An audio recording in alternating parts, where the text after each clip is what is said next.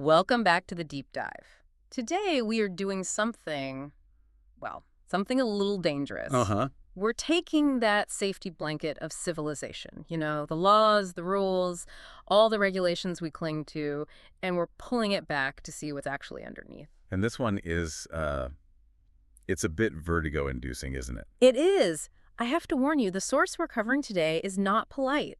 It doesn't pat us on the back for having a complex legal system. Not at all. It basically suggests our reliance on rules might be our biggest failure. Exactly. We usually assume that a huge stack of law books is proof that we've made it as a species. Of course. We have a constitution, therefore we are civilized. Right. It's the standard metric of progress. From Hammurabi to the Magna Carta, the story is always the same. More complex society means you need more complex rules. But the article we're breaking down today by an author named A.I. Zinzo Celestial just throws a wrench in that whole machine. The title alone is a challenge. It is.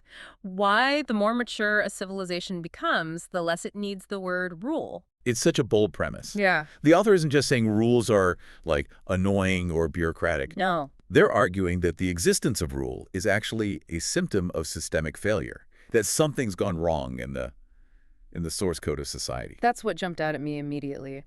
The text argues that once a civilization actually grows up, rule degrades from a necessity into system noise. System noise. I love that phrase. It's stuck with me. It's like static on a radio. Exactly.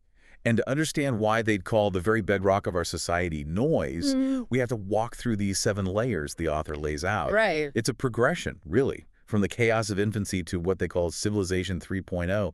And honestly, it forces you to look at our current world, the courts, police, even corporate handbooks, and just ask. Are these signs of strength, or are they just really expensive crutches? So let's start at the bottom. Layer 1, the precondition. When do we actually need rules? Because I think most people, myself included, would say, well, we need rules because people are inherently chaotic and selfish. Without a rule, I'm taking your lunch money.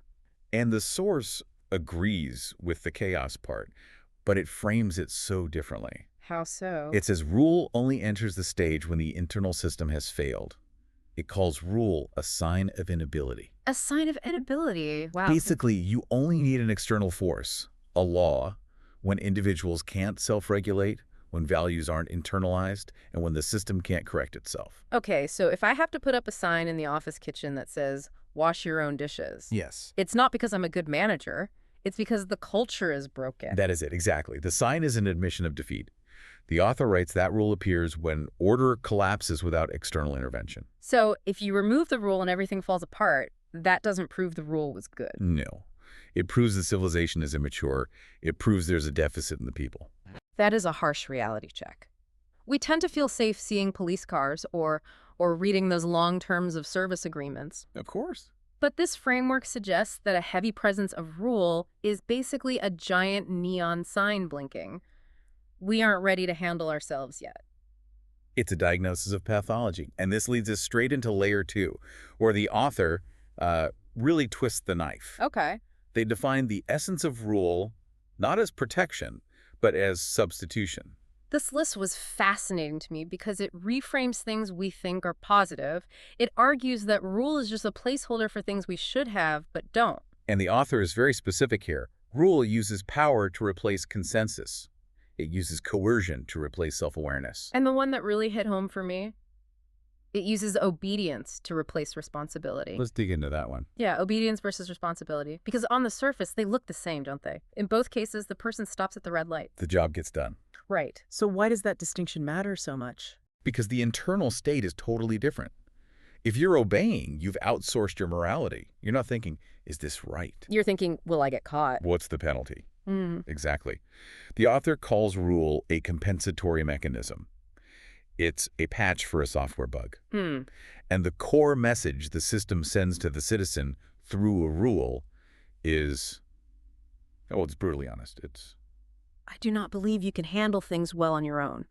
That feels incredibly parental. Like we're treating the entire population like toddlers who can't be trusted near an electrical socket. And that is the diagnosis. The text argues that if a society relies on that message, you can't handle this, It is, by definition, immature. It's admitting the individual is broken. So we have to bolt on this external exoskeleton just to keep society standing. All right. But hold on, let's play devil's advocate for a second. Yeah. If the individual is broken, I mean, if people really aren't responsible, then isn't the exoskeleton a good thing? In the short term, yes. And the source acknowledges that. But the problem is mistaking the exoskeleton for the goal. We celebrate the armor, but we forget the goal is supposed to be the person inside. Which brings us to layer 3. Moving rules into the heart. This is where it gets paradoxical. The source says a mature system has fewer rules but is more stable. Which sound like magic. It does.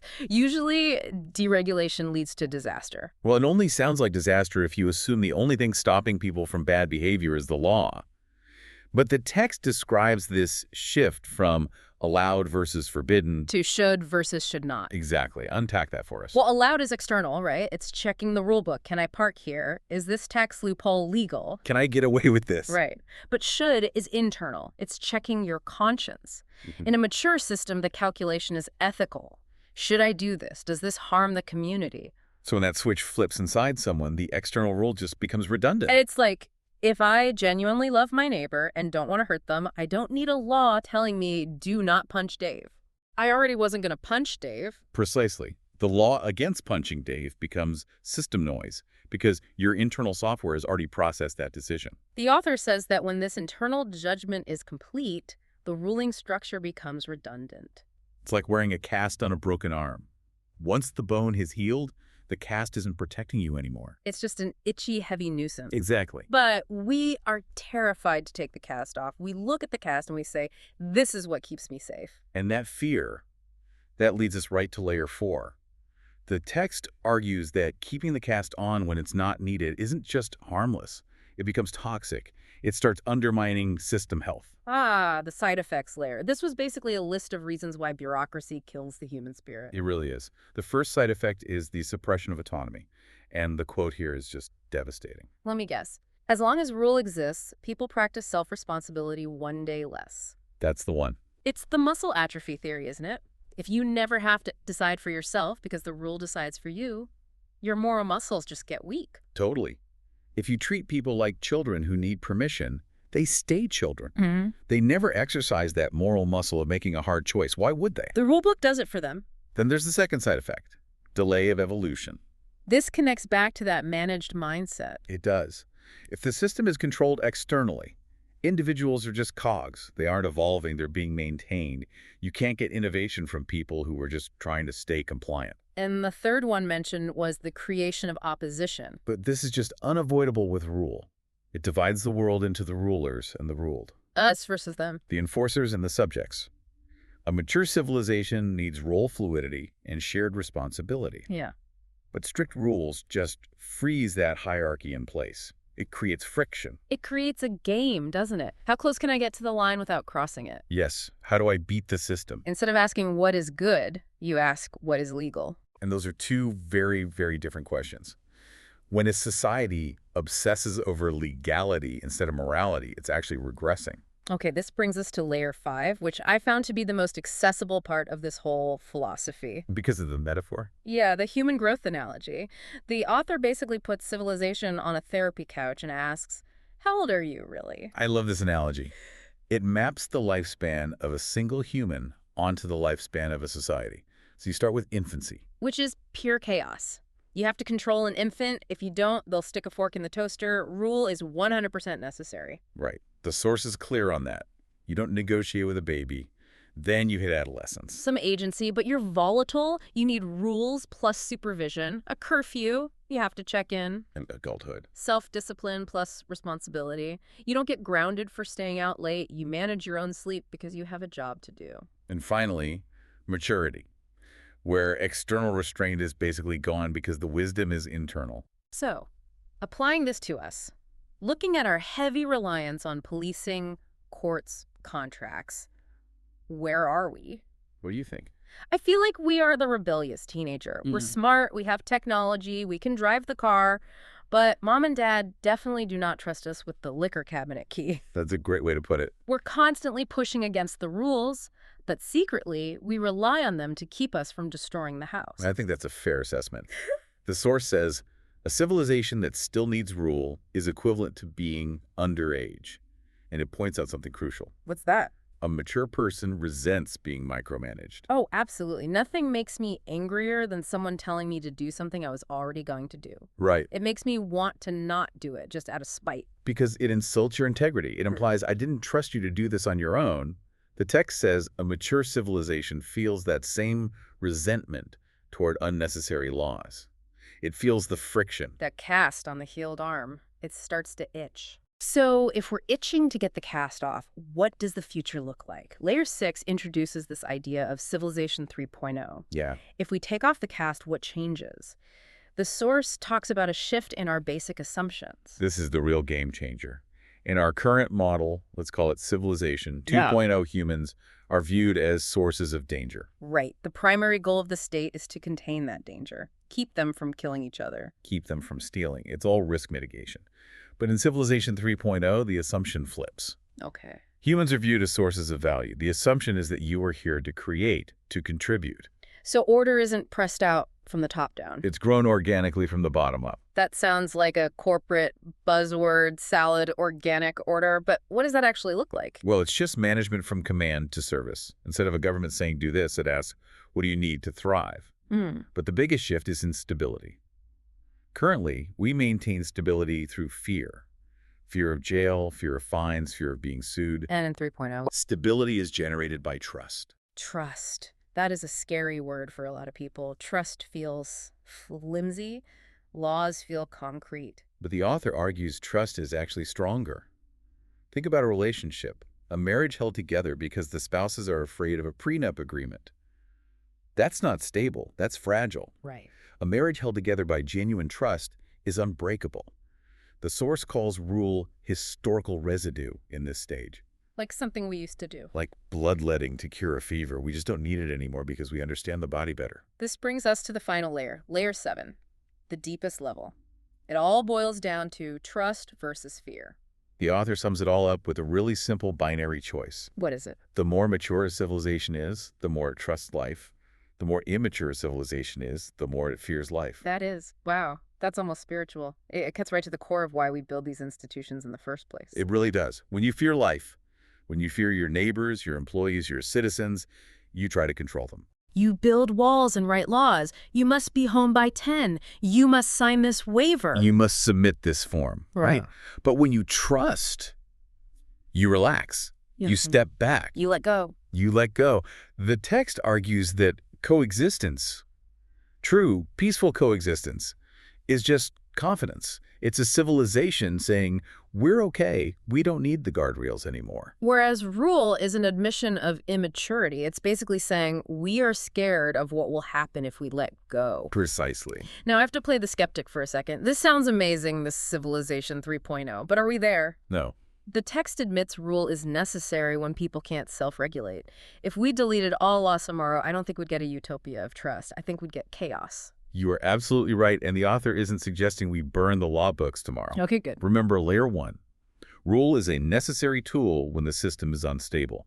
You can't take the cast off a broken arm just because you want it to be healed. You have to wait for the bone to knit. Exactly. So the problem isn't the rules themselves, it's our attitude toward them. That is the key nuance. The takeaway isn't abolish rules now. The takeaway is stop celebrating rules as the end goal. We should view every new law not as a victory, but as a temporary patch that we hope to eventually outgrow.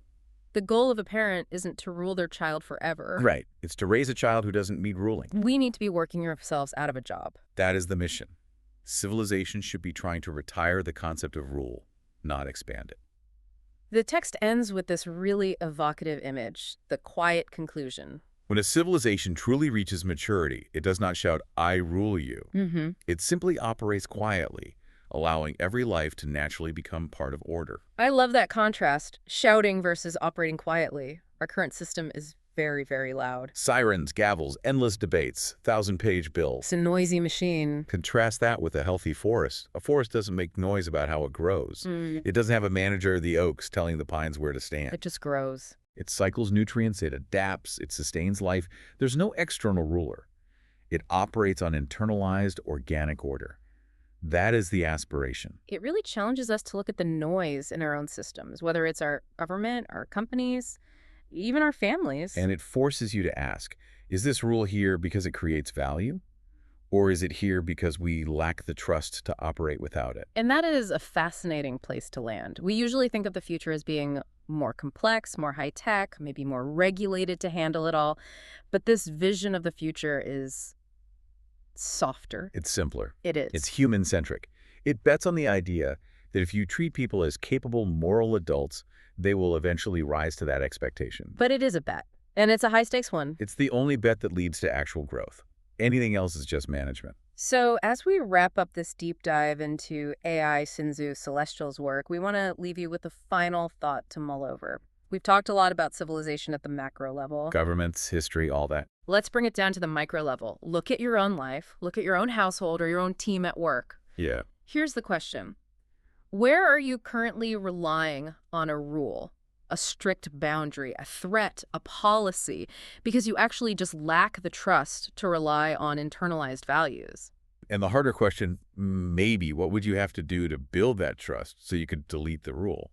That's the hard work. But according to this source, it's the only way to truly grow up. It's the difference between controlling life and living it.